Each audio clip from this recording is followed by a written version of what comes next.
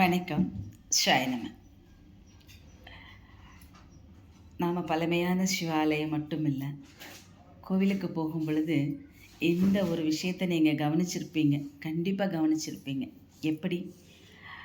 கோவிலுக்கு வெளியே இருக்கக்கூடிய நந்தி பகவானுடைய நாக்கு நீட்டிக்கொண்டிருக்கும். அதே போல் அம்மன் சன்னதியில் இருக்கக்கூடிய நந்தி பகவானுடைய நாக்கானது வலது பக்க மூக்கை தொட்டு கொண்டிருக்கும். சிவபெருமானுடைய சன்னதியில் இருக்கக்கூடிய நந்தியுடைய நாக்கு இடது பக்க நாசியை தொட்டு கொண்டிருக்கும். இது சூரிய சந்திரக்கலை வாசியோகம் என்பது. பிரபஞ்சத்தை மையப்படுத்தி இருக்கக்கூடிய ஒரு அற்புதமான விஷயம் நாம் நந்தி பகவான்கிட்ட சொல்கிறோம். நந்தி பகவானுடைய காதில் நம்மளுடைய குறைகளை சொல்கிறோம். பிரதோஷ வேலையில் அந்த இடத்துல நம்முடைய சொற்களானது காற்றின் மூலமாக பரவி இந்த பிரபஞ்சத்துக்கிட்ட போய் சேருது அப்படிங்கிறது ஐதீகம். சிவ ஆலயத்தின் அதிகாரம் மிக்கவர் நந்தி பகவான்.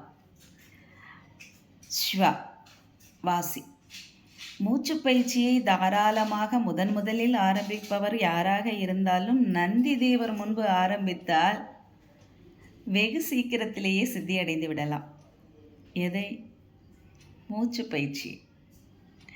அந்த மூச்சு பயிற்சியில் இருக்கக்கூடிய இடகலையும் வடகலையும் சுழுமுனையும் நன்றாக வேலை செய்ய வேண்டும் ஒருவருக்கு. அப்படி வேலை செய்யும் பொழுதே அவர்களுடைய எண்ணமானது ஒரே இடத்தில் குவிந்து இருக்கும், மனமானது ஒரே இடத்தில் குவிந்திருக்கும். அப்பொழுது சிவாய நம என்ற மந்திரத்தை எவ்வளவு தரம் நம்மால் இயன்ற அளவு சொல்ல இயலுமோ அவ்வளவு தரம் நாம் சொல்லி வந்தாலே போதுமானது.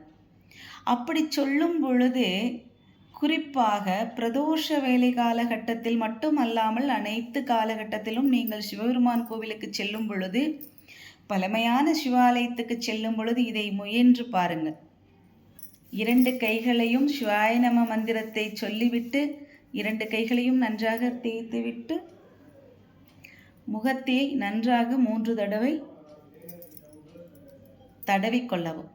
நல்லா தேய்ச்சி விடலாம். தேய்ச்சி விழும் பொழுது உங்களுடைய முகமானது ஒரு பொலிவு கிடைக்கும்.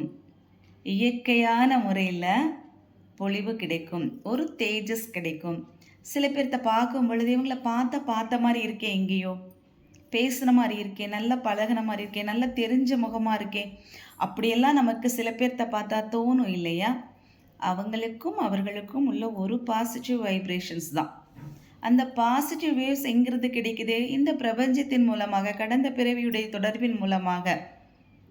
அதனால தான் சிவ ஆலயத்துக்கு போகும் பொழுது கண்டிப்பாக நமக்கு சித்த நேரமாவது உட்கார்ந்து சூரிய சந்திர கலையை நினைத்து கொண்டு வலது பக்க மூக்கிலும் இடது பக்க மூக்கிலும் மூச்சை நன்றாக உள்ளே இழுத்து வெளியில் விட்டு சித்த நேரமாக அமர்ந்து வருவது நல்லது என்று சொல்லப்படுகிறது. பிரபஞ்சத்துடைய மிக முக்கிய ஸ்தலம் இல்லையா? பிரபஞ்சத்துக்கும் நமக்கும் ஒரு கனெக்டிவிட்டி கொடுக்கக்கூடிய இடம் இல்லையா? நந்தி தேவருடைய ஆசீர்வாதத்தை பெறக்கூடிய திருத்தலம் அல்லவா அது? நந்தி தேவர் நம்மை சோதிக்கக்கூடிய இடமும் அதுவே. நம்முடைய உறுதித்தன்மை எப்படி இருக்கின்றது என்று தெரிந்து கொண்டு சிவ ஆலயத்துக்குள் நம்மை அனுமதிக்கக்கூடிய முழு அதிகாரமும் நந்தி பகவானுக்கு மட்டுமே உள்ளது. அதனால் சிவ ஆலயத்துக்கு செல்லும் பொழுது உங்களுடைய சிந்தனை அனைத்தும் சிவ ஆலயத்தின் மீது, சிவபெருமானின் மீது மட்டுமல்லாமல் முதலில் நந்தி தேவர் மீது அந்த சிந்தனையை வைத்து கொண்டு செல்லும் பொழுது நாம் வேண்டியதை வேண்டியபடி பெற்றுவிடலாம் அல்லவா? ஷாயனம்.